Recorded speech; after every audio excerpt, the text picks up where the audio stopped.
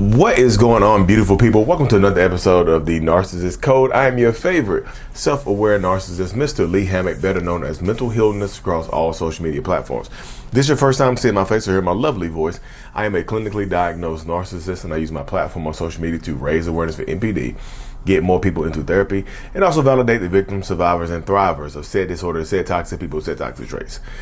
Today's episode is going to be about two different reasons that narcissistic people reach out to you. Now, within these two reasons are a bunch of different ways, but typically these are the reasoning behind why they reach out to you. You see what I'm saying? So to this reason, before we hop into today's episode, the kids book will be out this week. The proofs come in tomorrow, Tuesday the 17th, and they should be out Thursday or Friday. So we shall see. The kids book, Remember It's Not Your Fault, drops this week. It will be done and out. So, okay. Y'all, two different ways that narcissistic people reach out to you. One of the reasons, like I said before, within these two reasons are a few different ways, a ton of different ways, but this is the reasoning behind why they reach out. The first reason is to help you. Help. Y'all see this? Help. Quotation marks. If y'all listening to this on the podcast, the first reason is to help you. Quote, unquote. Quote, help, unquote. To help you. They will pretend to try to help you out with something. Like for you to help you, or for you to help them. Help. The operative word is going to be help. They want you to feel like they are trying to help you out in some way, shape, or form. Like you maybe with some money, maybe with some food, shelter, cheek clapping, whatever the situation or dynamic is. The reason behind it is to help you. Is it a Hoover? Yes, a Hoovering attempt. Reaching out means Hoovering. That's why if y'all are used to the words that people use to talk about narcissists and toxic people, reaching out means to Hoover. You see what I'm saying? So this is one of the reasons they Hoover you, is to help you.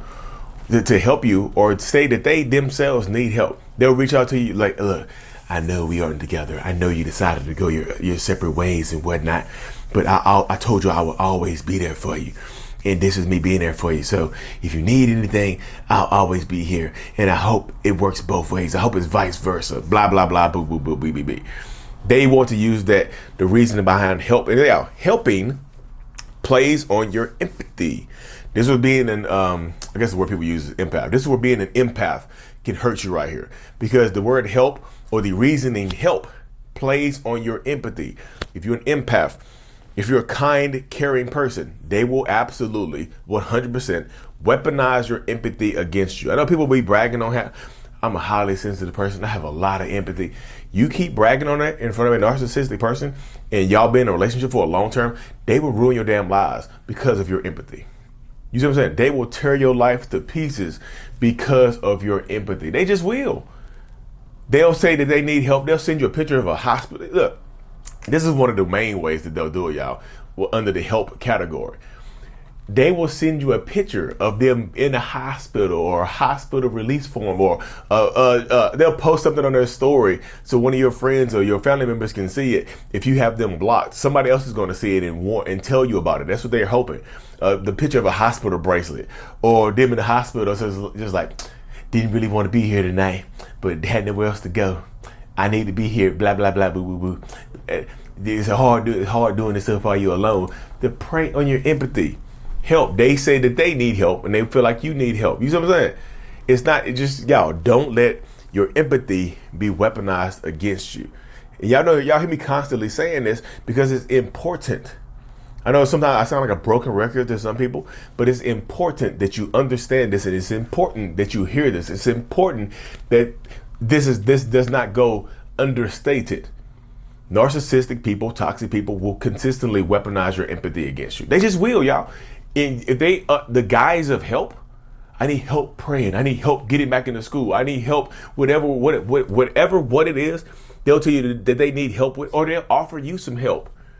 That reestablishes the connection. Sometimes, like when you're trying to help them or they help you, if it works, You start focusing on the good times. I remember the time it wasn't always this bad.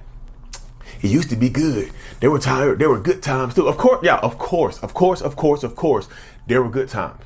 It's not always 100% going to be bad. And you're focused on the good times when you're helping them out, or they're helping you out. They're playing the savior, or you're playing the savior to them. Of course, you're going to focus on the good times because now the good emotions are flowing. This is like it's like you cracked open the good bottle of wine.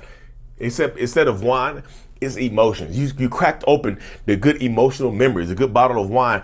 Y'all just drinking, making sexy eyes over it. You see what I'm saying?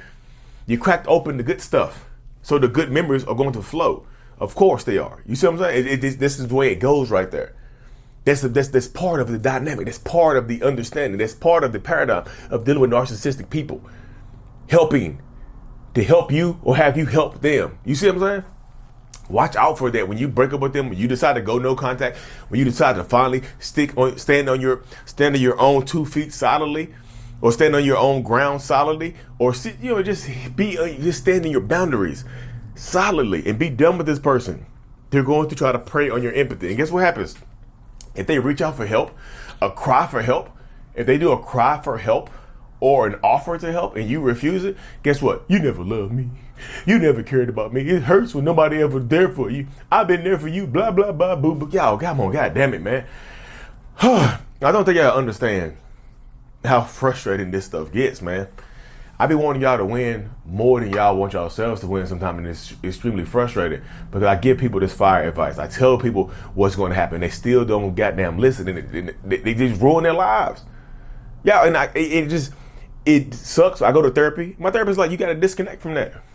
She's like, you have a lack of empathy. You can disconnect. She's like, go and help. Me talking to you helps you build some more cognitive empathy. But you got to pick your targets. You got to choose your targets wisely. So I can't help everybody. You see what I'm saying? You have to want to help yourself. They can't help you anymore. You see what I'm saying? And we have kids, and they want to help. They want to help with the kids more. They want to help with the kids by watching them at my house. No. They'll only watch the kids at my house. No. They only watch the kids if I'm there. No. Then it's not about the kids. It's about you, y'all. You don't have to take their offer. Every time they offer you some help, you don't have to take it. Especially if you're done with the relationship, y'all. Sometimes, like I said, set your boundaries, stand on your own too. You have to. You have to. If you want this to be done, you have to. If you want this to be done, you have to. I'll leave that part on that. So the second reason, y'all, that a narcissistic person will reach out to you or try to hoover you is to hurt you. The first one is helping. The second one is harm. They want to heal or harm. To 2 H's. Heal or harm. And they come from hammock. You see, my last name was hammock. Healing or harm. They want to harm you. They want to hurt you. The healing part didn't work. They trying to heal or help didn't work. You see what I'm saying? Offering healing or offering help or asking for help didn't work. So now sometimes they go straight to harm. Sometimes they don't do the helping part. Sometimes they go straight to harm.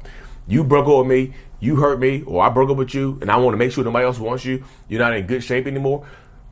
Boom. I gotta hurt you now.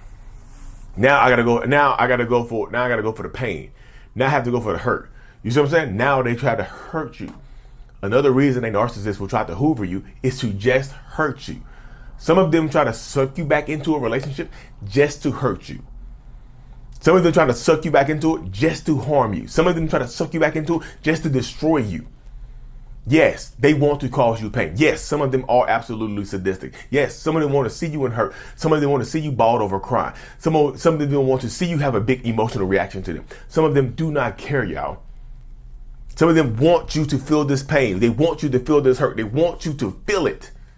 Because some of them don't care. And I think it blows people's minds when I say that. It shouldn't.